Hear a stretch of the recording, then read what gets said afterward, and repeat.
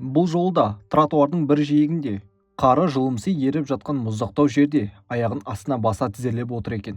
Алдында маңдайы жұлынған, оң терісі ажатқысыз, жиегі тер мен кір баттасып жылтырланған ескі кепкасы жатыр. Ішінде бірнеше бақыр бар. Жалба-жұлба шибақыр күртесі мен қожалақ ақ көйлегінің омырау түймелерін ағытып, бір жақ иегін ашып қойыпты. Қолы дәл иық түбінен кесілген екен. Жан жақтан жиырылып әкеп жамалған еттері сай-сай тыртық. Бүртік. Бұл омырайған иыққа одан әрі қорқынышты кейіп береді. Жапалақтап қар жауып тұр. Қолсыз жарадар иыққа. Төбесі тесілген жалтыр басқа. Түскен қар түйіршіктері бірден еріп кетпейді. Бірінің үстіне бірі қонып, қалықтай тұтасып, осы бейшара адамның қорғансыз ашық жерлерін бүркеп, жұрт көзінен тасалағысы келгендей. Ал адам қар жауған елер емес. Баяғысынша тапжылмай отыр. Тек тұсынан біреу өтіп бара жатқанда ғана селт етеді де, басын жерге жеткенше еді. Рахметіңіз, Құдай үшін. Өтіп жатқандар көбінесе оның ашық тұрған қолсыз иығынан жиіркеніп теріс айналады.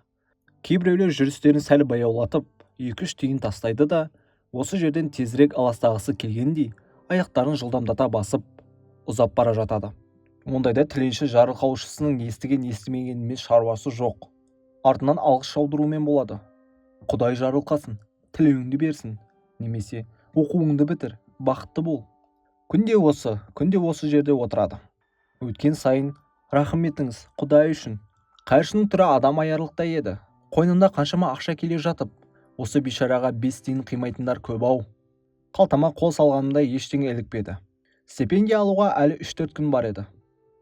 Қолымның бос шыққанын көріп, тіленші торыққан жүзбен менің бетіме қарады да, бас аяғыма тез көз жүгіртіп өтіп, ауыр күрсінді.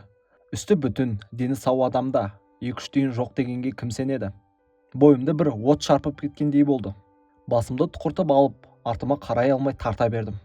Арада біраз күн өтіп еді. Қысқы демалыс жақындаған, ауылға билет алып қояйын деп вокзалға бардым. Айқайласып, алысып, жұлқысып жүріп, әйтеуір қолым жетті. Топырдан сытылып шыға бергенде, «Жас жігіт», деді біреу жеңімнен тартып. «Билет алдыңыз ғой, міне, мен тұрмын. Бір сомым жетпейді. Рахметіңіз, Құдай үшін». Соңғы сөздері құлағыма біртүрлі таныс көрінді.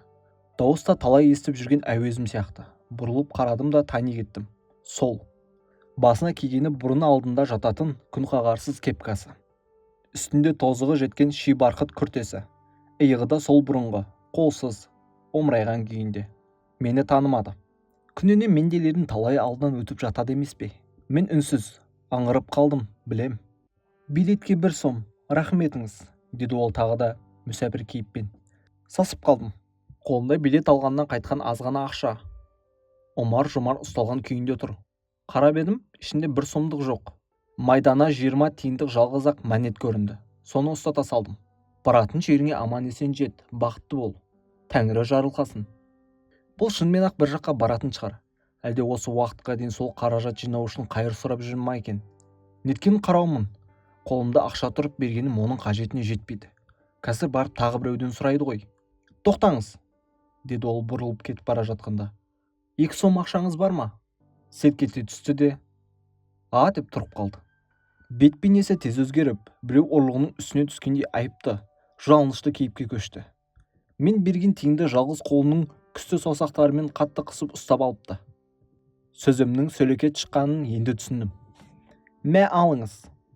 3 сомдық тартпақ қағазды жұмарлап алақанына тықтым.